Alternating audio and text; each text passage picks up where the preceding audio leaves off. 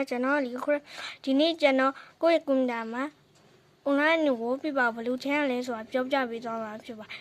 ကျွန်တော်အခုလုပ်တာတော့ Windows 7 မှာလုပ်တာဖြစ်တဲ့တခြား Windows တွေမှာလုပ်မယ်ဆိုရင်ကျွန်တော်နဲ့ကွာခြားနိုင်မှာပဲဖြစ်ပါတယ်အရင်ဆုံးကျွန်တော် Chrome နဲ့ကိုရင်ဝင်လိုက်ပါပြီးရင် search bar မှာ 4K wallpaper ပေါ် PC ဆိုတဲ့ဟာကိုနှိပ်လိုက်ပြီးရင်ပေါ်ဆုံးမှာပေါ်လာတဲ့ website ထဲဝင်လိုက်ပါပြီးရင်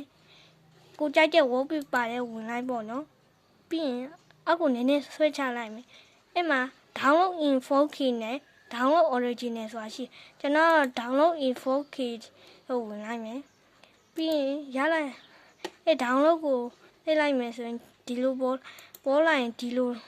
ထဲမှာ copy ဆိုတာနှိပ်လိုက်မယ်ပြီးရင်ဒီထွက်လိုက်မယ်ပေါ့ပြီးရင် paste နှိပ်လိုက်မယ်ဒါတော့လူတိုင်းကြည့်ပါ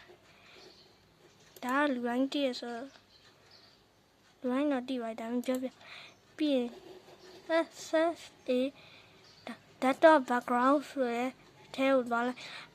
အဲ့ဆိုရင် blue ကြိုက်တဲ့ wallpaper blue ရဲ့ကွန်ပျူတာမှာရောက်ရှိလာမှာဖြစ်ပါတယ်